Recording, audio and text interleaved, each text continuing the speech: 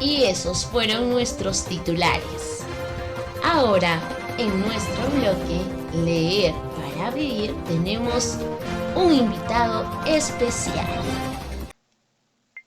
Muy buenas noches a todos los presentes. El día de hoy tenemos un invitado muy especial, que es el escritor peruano Fernando Pedro Ampuero del Bosque, más conocido por sus novelas Caramelo Verde de 1992, que dio comienzo a su Cuarteto de Lima, compuesta además por Puta Linda del 2006, Loreto del 2014 y Hasta que me orinen los perros del 2008, permitiéndonos realizar esta entrevista, lo cual es un grato honor para nosotros. Sin más, daremos inicio a la entrevista. Fernando Ampuero del Bosque, escritor peruano. Para empezar, se sabe que en sus inicios realizó dos actividades. Se podría decir que de manera simultánea. Por eso, ¿cuál fue primero, el periodismo o la literatura? Bueno, lo primero fue la literatura, ¿no? Con libros de cuentos escritos a los 19 años. Yo era un adolescente que escribía de adolescentes, que finalmente se publicaba en una edición artesanal llena de ratas, pero era un comienzo. Luego tuve becas, viajé a Europa y cuando regresé murió mi madre. Así que me vi la necesidad de trabajar y lo que sabía hacer era escribir. Entonces ahí empezó mi vida de periodista en la revista Caretas. Continuando con la pregunta, ¿qué es lo que le ofreció el periodismo como escritor? Para empezar, me dio un estilo claro y conciso. Me enseñó a ir directo al grano. Para mí, un relato es una construcción verbal, o sea, construir la historia. Uno sabe desde el comienzo hacia dónde va. Yo sé cuál es el final de un cuento, que puede ser un final abierto o un final detonante o sorpresivo. Pero lo que más me interesa a mí es el efecto literario. La verdad puede perdurar en la memoria del lector, eso que se expresa generalmente a través de lo no dicho, de lo que no ha dicho el autor. Es el dato que obliga al lector a completar con su imaginación sobre el cuento. Tercera pregunta, ¿cuál es el género que más le llama la atención? El género que me llama más la atención sería el cuento en efecto, ¿no? O sea, considero que muchas de mis novelas cortas que tienen 150 o 180 páginas son cuentos largos, pero que tienen la estructura de un cuento porque las novelas en realidad tienen muchos personajes secundarios y muchas situaciones colaterales. En cambio, el cuento va directamente al grano. Se sabe que usted está entre los primeros que han escrito literatura negra. En ese marco, ¿nos puede mencionar de qué trata?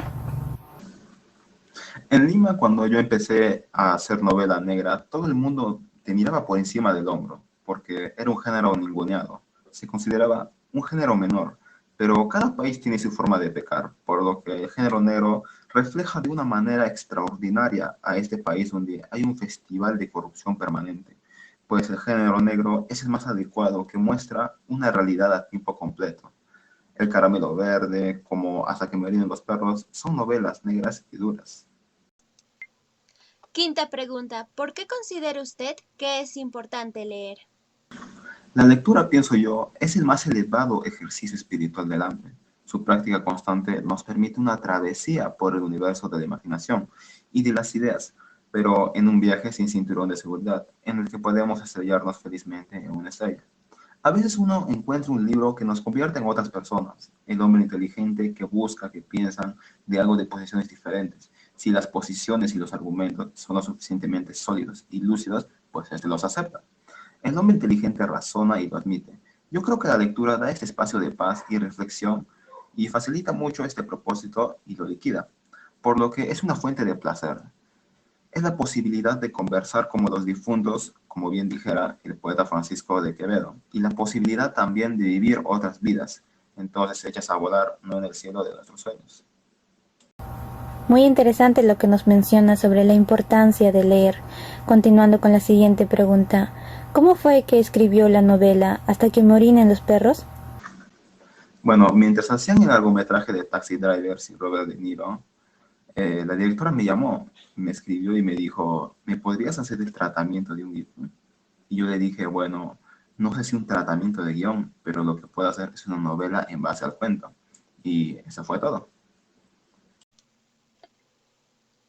Séptima pregunta. La bruja de Lima empieza con una noticia terrible. Te informan que tienes cáncer terminal. Gracias a Hilda vences la muerte. Sin embargo, ella no podrá vencer la suya, a pesar de sus poderes. Nos da a entender que al final la muerte siempre gana, siempre espera. ¿Uno llega a estar listo para la muerte? La muerte siempre aguarda, claro que sí. No sé si deberíamos suponer que a veces nos jugamos la vida en una partida de ajedrez. Tal vez sería mejor decir que la muerte nos alcanza, ya que la vida consiste en caminar unos pasos por delante de su guadaña.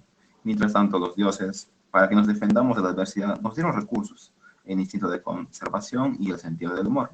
A la muerte hay que afrontarla con el ceño fruncido, para que vean que la tomamos en serio. Pero a la hora del último suspiro, yo optaría por sonreír, con verdadero alivio.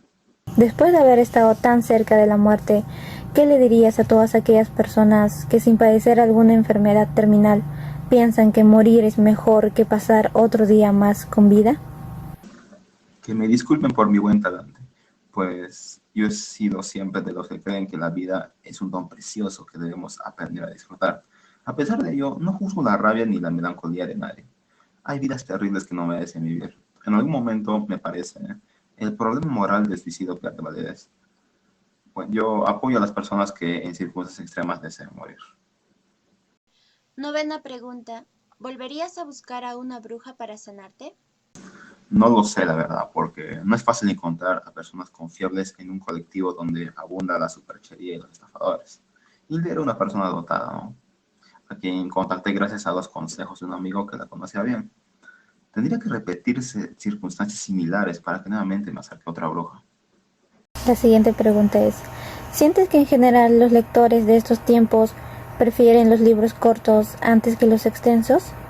¿Cuál es tu opinión como cuentista? Mira, hay lectores para todos los gustos, aunque yo soy más cuentista que novelista y por ende estoy más cómodo en las distancias cortas. A ello se debe que mis novelas por lo general sean breves. Me gustan los libros de cuentos y las novelas, en efecto, pero a lo largo de mi vida he leído y leo aún novelas enormes.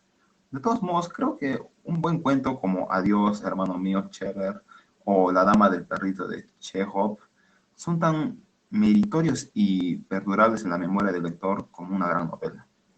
Usted escribió 6 capítulos perdidos y otros extravíos, pensando que probablemente sería una obra póstuma. Pero antes del peligro de la pandemia, la muerte lo había rondado en diversas ocasiones. Naufragios, atropellos, enfermedades, etc.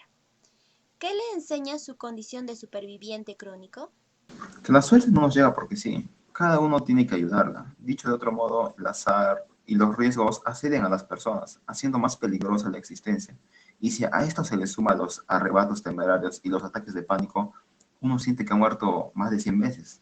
Sin embargo, seguimos aquí y saltando de la cama todas las mañanas. En mi caso, me despierto y me pongo a escribir, quizá con más perspectiva para afrontar la adversidad.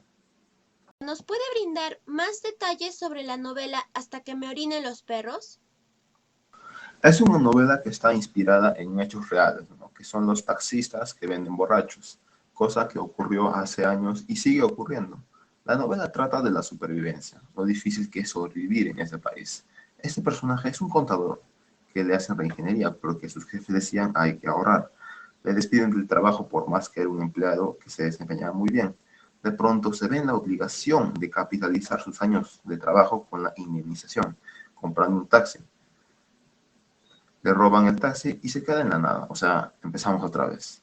Pues en sus angustias, por su mala situación económica, es lo que lo conduce al negocio de los borrachos, una de las tantas sorpresas que le paraba la ciudad de Lima. Alberto, junto con otros taxistas, obtiene ingresos recogiendo pasajeros ebrios, que luego venden en distintos huecos, donde los desvalijan. Pero pronto tendrá que enfrentar a Rosa, su mujer, una policía. Alberto es un tipo aparentemente con suerte, pero la suerte cambia. Para finalizar, queremos agradecerle por brindarnos su tiempo para entrevistarlo y a través de ello compartir conocimiento y experiencias realmente interesantes. Muchas gracias. Gracias una vez más y esto sería todo en Leer para Vivir. Nos vemos en la siguiente edición. Y esta fue la entrevista al escritor Fernando Ampuero.